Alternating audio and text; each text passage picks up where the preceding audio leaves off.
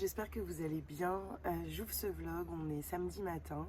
J'ai pas eu le temps de vous prendre hier et je voulais quand même débuter ce vlog assez tôt, puisque normalement j'aime bien débuter le vendredi. Donc voilà, on est samedi matin, on est le 9 juillet et j'ouvre ce vlog. Je vais vous parler un petit peu de mes lectures, je vais vous mettre les lectures ici. Je suis en train de lire La Tempête sur la Villa aux Étoffes, Tempête sur la Villa aux Étoffes, de Anne Jacobs, publié chez Lily Charleston, avec Virginie, Vie de livre, je crois, sur Instagram. Je vous mettrai son petit lien Instagram en dessous, si j'ai récupéré mon logiciel, bien sûr, parce que mon ordinateur est toujours planté, et donc pour l'instant je peux pas faire grand chose. Voilà, ce matin on prépare la valise, je vais m'acheter un nouvel ordinateur, parce que je peux pas travailler sans ordinateur, c'est trop compliqué. Et voilà, on va profiter un petit peu de Léon ces dernières 24 heures avant qu'il décolle pour la Corse avec sa grand-mère. Donc voilà, tranquillement.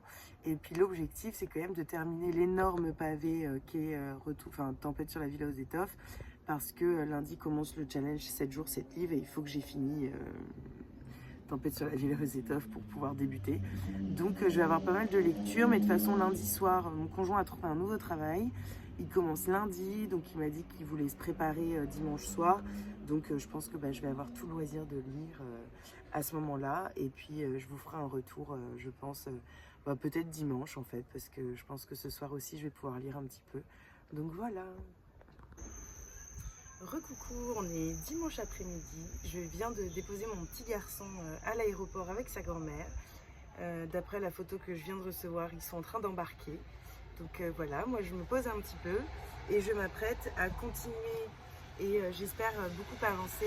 Tempête sur la Villa aux Étoffes. J'en suis à 353 pages sur 650, donc il me reste à peu près la moitié. C'est un gros pavé, j'adore retrouver cette ambiance. Je suis vraiment fan de cette saga de la Villa aux Étoffes. C'est une saga qui suit le cours aussi de l'histoire.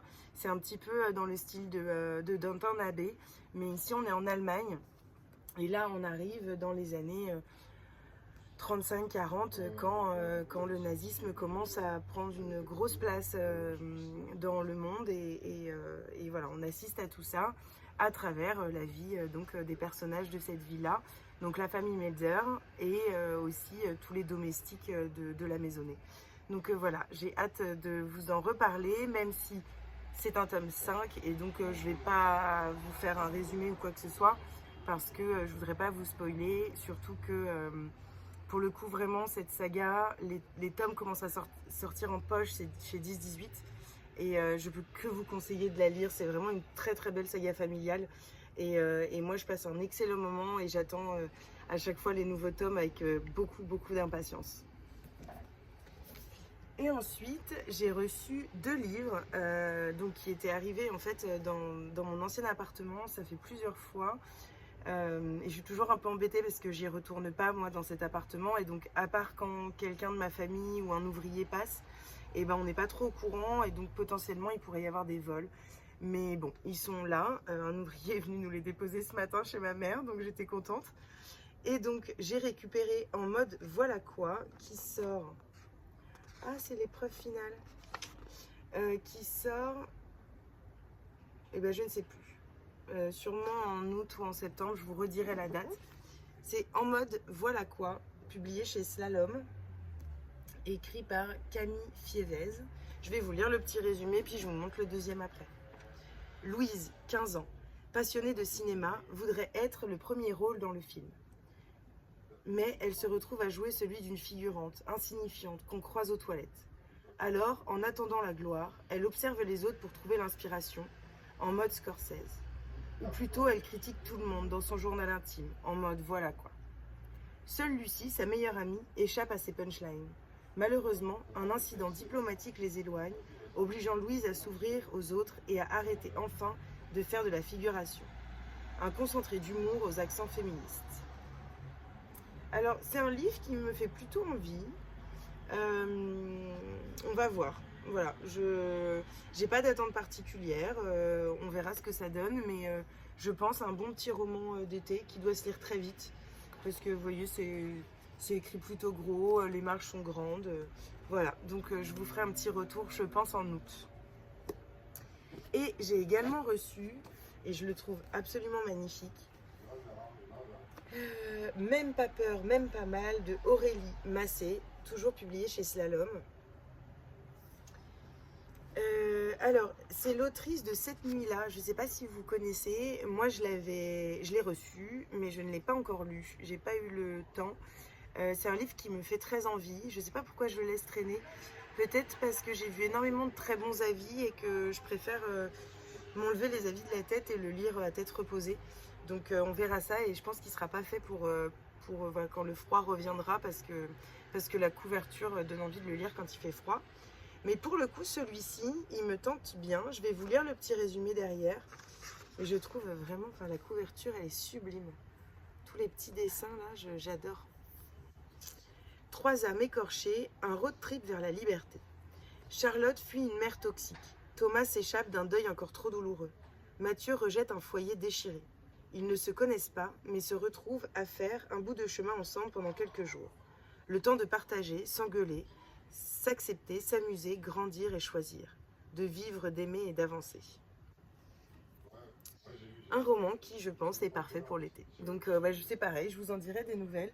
Je me demande si je vais pas me motiver à lire pendant mon challenge 7 jours, 7 livres que je débute soit ce soir à minuit si je ne dors pas, soit demain matin dans le métro. Donc voilà, j'ai vraiment hâte de vous faire un retour sur tout ça. Et oh là là, le soleil, c'est fou. Pourtant, je suis à Londres, mais une vraie canicule qui s'annonce cette semaine. Voilà, donc j'espère que vous passez un bon moment dans cette vidéo. Et puis, je vous reprends tout bientôt. On se retrouve, on est mardi après-midi.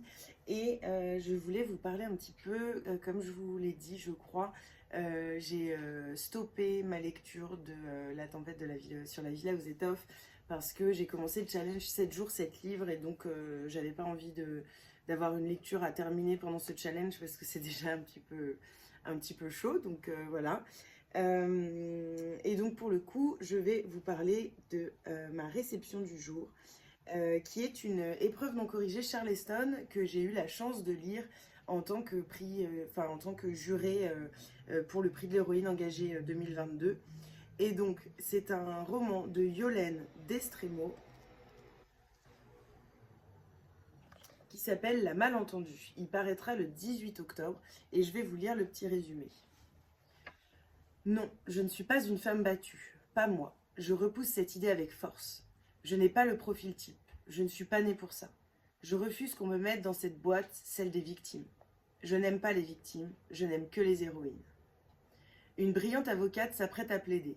Elle sait ce qu'elle a à faire, à dire, pour convaincre les jurés et la cour. Sa voix ne tremble pas, elle joue avec les mots et les silences, elle est à sa place. Une patiente est allongée sur un lit d'hôpital. Multiples fractures, côtes fêlées, coupures sur le cuir chevelu. Sous morphine, elle est incapable de se rappeler ce qui lui est arrivé. Son mari prétend qu'elle est tombée sur une table basse. Ces 2 portraits sont celui d'une même femme, Cécilia, prise dans la spirale infernale de la violence conjugale, oscillant entre déni, peur et détresse.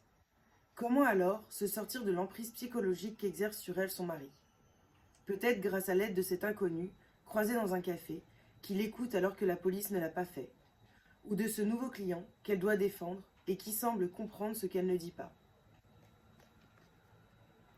J'avais énormément aimé, d'ailleurs c'est pour ce roman que j'avais voté, même s'il était en concurrence avec un autre, donc je ne sais toujours pas en fait lequel j'avais voté, mais je pense que c'était celui-ci.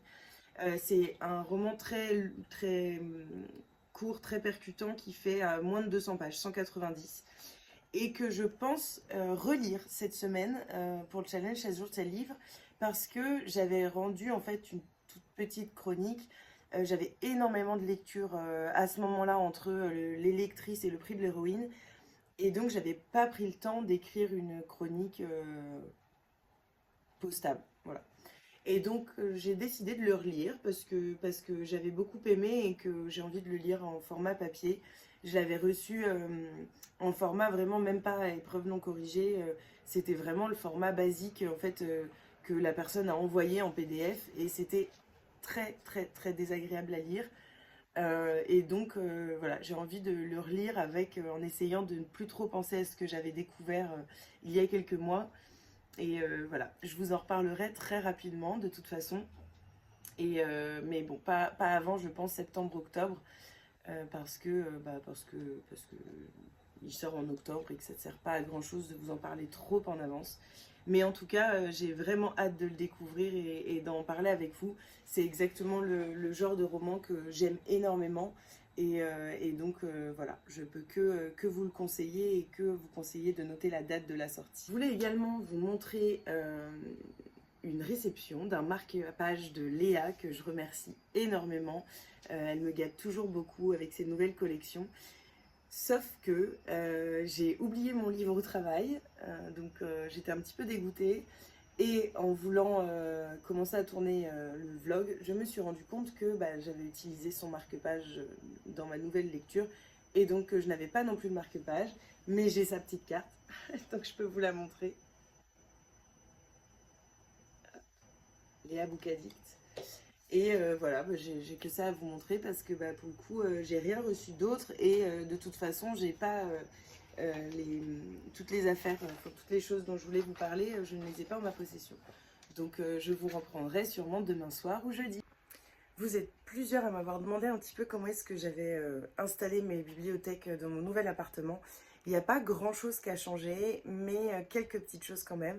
Et donc je vais profiter de ce vlog où j'ai pas énormément de lecture à vous chroniquer, dont je veux vous parler parce que ce sera pour le vlog 7 jours 7 livres qui sort lundi matin. Donc je vais vous montrer un petit peu ma bibliothèque, enfin mes bibliothèques parce que j'en ai un petit peu de partout pour le coup dans cet appartement. Donc comme toujours, je classe ma pile à lire par zone du monde. On a tous les romans de la France ici, Moyen-Orient, Maghreb et Afrique noire. On a ici tout ce qui est Asie, Inde, voilà, enfin tout ce qui est Asie en gros ici et donc derrière. En dessous, vous avez l'Amérique, donc pareil, c'est en entier, hein, Amérique du Sud, Amérique du Nord. Et ici, vous avez l'Europe, donc tous les autres pays d'Europe en dehors de la France. En dessous, vous avez ma belle collection d'Albin Michel. Il y a les maisons d'édition, un petit peu... mes maisons d'édition préférées, en fait, qui sont toutes ici. Avec les romans de l'aventure des lectrices Charleston qui sont ici. Et quelques SP de la maison Charleston également, mais que pour le coup, je ne lis pas pour l'instant parce que avec l'aventure des lectrices, on a pas mal de boulot. Ici, c'est certains romans lus, classés par maison d'édition. Et j'ai décidé en haut de faire du haut de ma Billy, hop, tous les romans Charleston que j'ai en dehors de tout ce qui est service presse et aventure des lectrices. Par là où vous avez les épreuves non corrigées pour bloquer les livres. Donc voilà, je suis assez contente de ma petite installation. On a ici une partie des SP, cadeaux des maisons d'édition, etc. Et en dessous, vous avez également une pile de livres lus. Pareil, il n'y a pas tout, il y en a beaucoup que j'ai prêté, etc. Donc tout n'est pas là, mais une grosse partie. Là, vous avez mes petites décos en dessous pour les photos. Donc ça, c'est cool. Et ici, vous avez ma pile à lire. On a ensuite tout ce qui est bande dessinée, romans graphiques et autres livres. On a les beaux livres ici, mais ils vont peut-être pas finir là, je ne sais pas encore. C'est en grande réflexion. Et dans une petite Billy à l'entrée, j'ai mis certains romans féministes que j'ai beaucoup aimés et qui m'ont marqué dans ma vie de femme. Et en dessous, on a des livres, donc plutôt un petit peu feel good, cocooning de la maison d'édition Nami et un livre de la maison d'édition Point et des classiques écrits par des femmes et ici d'autres classiques et des livres de Léon qui, je ne sais pas pourquoi ils sont là. Voilà. Et parce que ce n'est jamais terminé, mais c'est encore un petit peu le bazar parce que je suis en plein rangement, tous mes livres de psychologie et d'autres romans qui sont là. Parce que je n'ai pas la place dans ma bibliothèque et donc des polars. Ici on a les young adultes et enfin voilà, il y a de l'auto-édition, il y a des maisons d'édition également. Voilà, j'ai fait en sorte d'avoir un petit peu de place pour tout le monde et il me reste un petit peu de place ici. Bon, c'était un petit tour rapide que je vous ai fait. Si vous avez envie que je fasse vraiment une vidéo dédiée à par exemple ma pile à lire ou quelque chose comme ça, bah, n'hésitez pas à me dire en commentaire et comme ça je vous montrerai peut-être un peu plus en détail mes bibliothèques si ça vous intéresse. Coucou, on se retrouve, on est jeudi matin et je voulais profiter d'un petit moment un peu calme pour vous montrer la réception que j'ai faite lundi, qui n'est autre qu'un marque-page de la part de Léa Boukadict. Je ne sais pas si vous allez bien voir, j'adore pour l'été. Et je commence à avoir une petite collection, celui-ci que j'adore et j'ai hâte d'être en automne pour pouvoir le réutiliser. Je le trouve absolument sublime avec voilà, les écritures un peu en relief, je le trouve vraiment trop agréable. Warm and Cozy que j'adore et Girl Power qui m'accompagne pour le coup dans toutes mes lectures un peu féministes et engagées et je l'aime vraiment beaucoup. Et là je suis fan, enfin ça égaye un peu je trouve, et vu que j'ai quand même pas mal de lectures un peu Love Myself cet été, et bah ça correspond parfaitement. Donc je suis super contente. N'hésitez pas, je vais mettre son lien dans ma bio à aller voir un petit peu. C'est vraiment de la super qualité et ils sont vraiment très beaux. Donc je ne peux que vous conseiller d'aller regarder tout ça. Coucou tout le monde, j'espère que vous allez bien. On se retrouve, on est vendredi matin. Et je viens ici pour clôturer le vlog. J'ai été réveillée par un livreur Colissimo. Je me demandais ce que c'était et je suis super contente. On a reçu 3 nouveaux livres de la part de Usborne. Et en fait, ça va parfaitement avec une vidéo que je voulais tourner aujourd'hui. Donc je suis très contente parce que c'est vraiment exactement ce dont je voulais parler. Nous avons reçu Les animaux en danger. Et donc en fait c'est des petites collections pour aborder plein de sujets très importants avec des rabats pour les enfants. Alors là ils sont encore un peu fermés, mais vous voyez il y a des petits rabats pour les enfants. Hop. Ce qui permet un côté ludique et en fait ce qui permet pour moi de les lire et de partager énormément avec ces livres avec Léon, parce que il y a un côté en fait très ludique et donc oui il ne comprend pas tout, oui il ne saisit pas tout, on est d'accord, il y a des choses il y a des thèmes qui sont difficiles, qui sont compliqués à comprendre pour un enfant de 2 ans et demi, c'est certain, mais il est sensibilisé à ça et les petits rabats permettent ce côté ludique et donc lui permettent d'être accroché à ce que je lui raconte et de vouloir le relire et voilà, vraiment il aime beaucoup ces collections de chez Usborne. Et donc je lui ai pris cette fois-ci Les animaux en danger. Et je lui ai pris également 2 livres que j'ai vraiment hâte de lire avec lui, qui sont Découvrons ensemble les arbres. Et alors, j'adore, en fait j'adore l'intérieur, j'adore les dessins. Je vais vous montrer un petit peu. C'est pareil, il y a des rabats, vous voyez, toujours pour ce côté ludique. Et je trouve ça vraiment très très beau. Je vous montre juste 2 pages. Voilà. Avec les parties d'un arbre ici, vous voyez. On retrouve au fil des saisons les habitants des arbres, la mangrove, les forêts froides. Enfin voilà, c'est vraiment super intéressant. Donc de toute façon, je vais vous en faire un retour très rapidement. Et le dernier, c'est Découvrons les océans,